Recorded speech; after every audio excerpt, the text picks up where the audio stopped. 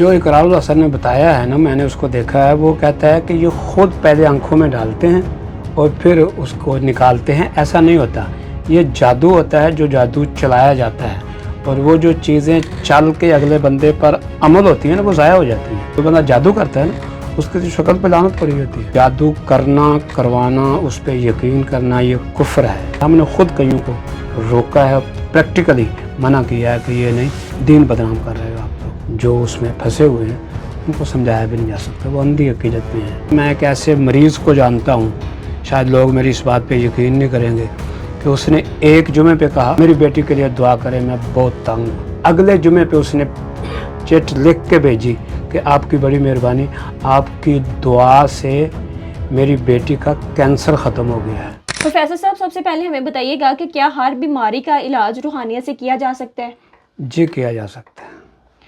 जैसे कि कुछ मरीज़ जाते हैं, जैसे कि हक ख़तीब आजकल बड़ा उनके बारे में सुना जा रहा है, उनके पास मरीज़ जाते हैं व्हील चेयर पे, लेकिन वो चल के आ रहे होते हैं, तो क्या ऐसा मुमकिन है?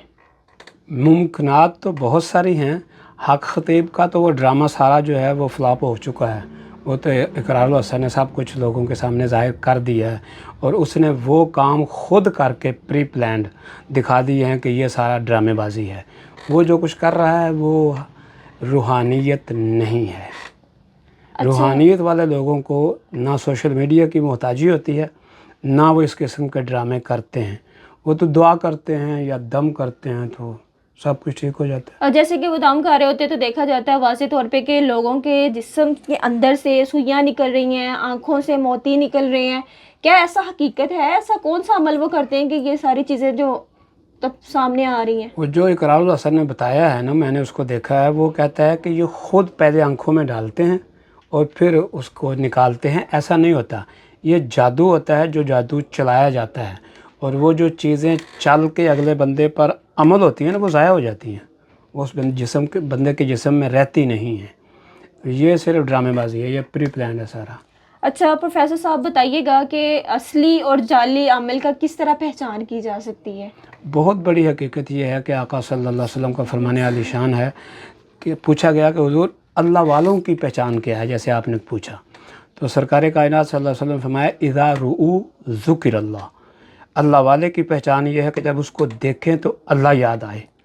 तो मैंने इसको 20 मरतबा देखा है, मुझे हंसी आई है, अल्लाह ने कभी याद आया। तो ये अल्लाह वालों की निशानी होती है कि उनका चेहरा इतना नूरानी होता है कि उन्हें देख के अल्लाह याद आता है, शोबदाबाजियाँ नहीं।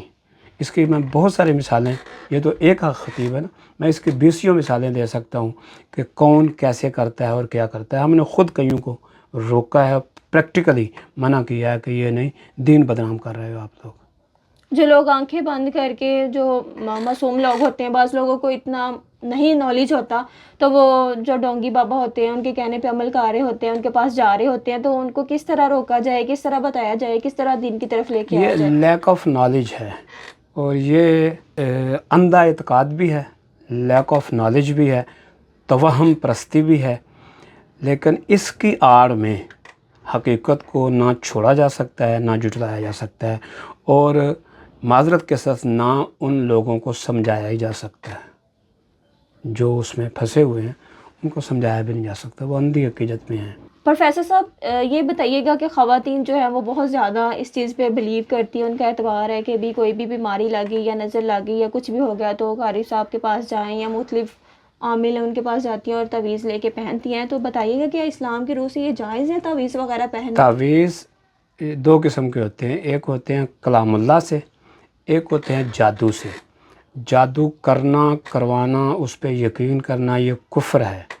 और अगर आयात कुरानी लिखी गई हैं या उनके आदात जफ़र के हिसाब से लिखे गए हैं तो उनकी बरक़ात भी हैं, उनके फ़वाइद भी हैं, उसको पहनने में कोई हर्ज नहीं है। बहुत से आमिल ऐसे होते हैं जो काला जादू कर रहे होते हैं, ब्लैक मैजिक, और कुछ होते हैं वो नूरी होते हैं। इसकी पहचान कैसे हम कर सकते हैं कि ये काला जादू कर रहा है और ये नूरी कर रहा है? ये आम तौर पे पहचान नहीं होती, अवामुन नास को नहीं होती। लेकिन वो पहली जो बात मैंने की ना कि अल्लाह वालों को देखें तो अल्लाह याद आए, अगर उसको देख के आपको अल्लाह याद आता है तो आप ये असेस कर सकते हैं या यकीन कर सकते हैं कि ये अल्लाह वाला होगा। और अगर उसकी शक्ल ही मकरूह हो, जो बंदा जादू करता है ना, उसकी तो शक्ल पे लानत पड़ी होती है, तो وہ دیکھ کے پتہ چل جاتا ہے کہ یہ اچھا وہ نماز نہیں پڑھتا، وہ روزہ نہیں رکھتا، اسے قرآن نہیں آتا، یہ ساری چیزیں اس کو ڈیفائن کر رہی ہوتی ہیں کہ یہ اللہ والا نہیں ہے، یہ یا زیرو ہے اور یا یہ جادو کر رہا ہے۔ جو دیکھنے والے آپ کو دیکھ رہے ہیں ان کو کیا پیغام دینا چاہتے ہیں کہ ان لوگوں سے کیسے بچ سکتے ہیں وہ؟ میں اپنے پاکستانیوں کو، اپنے عوام کو یہی گزارش کروں گا کہ اللہ والے ایک تو اتنی تعداد میں ہوتے نہیں جتنی تعداد میں یہاں پھیلے ہوئے ہیں، اور دوسرا ان کے یہ کرتوت ہی نہیں ہوتے جو ان کے ہیں۔ وہ تو درویش لوگ ہوتے ہیں، وہ اللہ اللہ اللہ کرتے رہتے ہیں، وہ کبھی ٹائم دیتے ہیں، وہ ہر وقت اس بات پہ نہیں بیٹھے رہتے، اور اس سے اگلی بات وہ پیسے بھی نہیں مانگتے، اور وہ شعبدہ بازی بھی نہیں کرتے، وہ تو دعا کرتے ہیں اور کام ہو جاتا ہے۔ میں ایک ایسے مریض کو جانتا ہوں، شاید لوگ میری اس بات پہ یقین نہیں کریں گے، کہ اس نے ایک جمعے پہ کہا، رو کے کہا کہ میری بیٹی کے لیے دعا کرے، میں بہت تنگ ہوں۔ بہت بڑا مجمع تھا جمعے کا، ہزاروں لوگ آتے تھے، اس میں دعا کی گئی، اور ودن ویک اگلے جمعے پہ اس نے چٹ لکھ کے بھیجی کہ آپ کی بڑی مہربانی، آپ کی دعا سے میری بیٹی کا کینسر ختم ہو گیا ہے۔ ماشاءاللہ۔ تو دعا والے نے آگے سے کہا وہ نہیں میری دعا سے نہیں ہوا، تو ہزاروں لوگ آئے ہوئے تھے، پتہ نہیں کس کی آمین سے ہو گیا۔ ماشاءاللہ۔ یہ ہیں اللہ والے، وہ شعبدہ بازی نہیں کرتے، وہ نہ اس کی تشہیر ہے۔ آج میں نے کئی سالوں کے بعد آپ کو یہ بات سنائی ہے، کسی کو بھی نہیں پتا۔ ماشاءاللہ۔ پروفیسر صاحب، جن کا لگاؤ اللہ تعالیٰ سے ہوتا ہے وہ بالکل سادہ زندگی بسر کرتے ہیں، لیکن حق خطیب کی بات کی جائے اس کا لائف سٹائل اتنا لگژری ہے نا کہ عام انسان وہ افورڈ نہیں کر سکتا۔ تو بتائیے کہ کیا اللہ والے جو ہے وہ سادہ زندگی میں خوش رہتے ہیں کہ اس طرح کی لگژری لائف میں جس طرح کی حق خطیب کا لائف سٹائل ہے؟ یہ تھوڑا سا کنٹروورشل ہے۔ حضور صلی اللہ علیہ وسلم کا یہ فرمان ہے کہ الفقر فخری، سادگی یہ میرا فقر، غربت یہ میرا فخر ہے۔ لیکن ایک جبہ مبارک آپ کے پاس ایسا تھا جس کی اس وقت 200 اونٹ قیمت تھی، لاکھوں میں اس وقت۔ لیکن وہ کب زیب تن فرماتے تھے؟ جب بڑے بڑے رئیس، امراء یا قبائل کے سردار ملنے آتے تھے تو پھر آپ وہ زیب تن کر کے ان کے سامنے جاتے تھے، اور جب عام روٹین میں ہوتے تھے تو پھر سادہ زندگی بسر کرتے تھے۔ پوچھا گیا کہ حضور آپ اتنا مہنگا جبہ آپ کے پاس؟ تو آپ نے فرمایا یہ عوام الناس کے سامنے میں نہیں پہنتا، یہ تو جب بادشاہ آتے ہیں، شاہان وقت آتے ہیں یا بڑے بڑے لوگ ہیں تب پہنتا ہوں، تاکہ وہ یہ نہ سمجھیں کہ اسلام تو غربت ہی صرف دیتا ہے اور کچھ نہیں دیتا۔ امام اعظم ابو حنیفہ رحمۃ اللہ علیہ کے پاس ایک جبہ تھا جو اس وقت ہزاروں دینار کا تھا، 2,500 یا 3,000 دینار کا ایک جبہ تھا اس وقت، یہ 150 ہجری کی بات ہے۔ تو کسی نے پوچھا کہ یہ آپ کیا کرتے ہیں؟ تو آپ نے فرمایا میں تہجد کے وقت پہنتا ہوں۔ کہا اس وقت تو دیکھتا ہی کوئی نہیں۔ انہوں نے کہا اس کو دکھاتا ہوں جو دیکھتا ہے۔ سبحان اللہ۔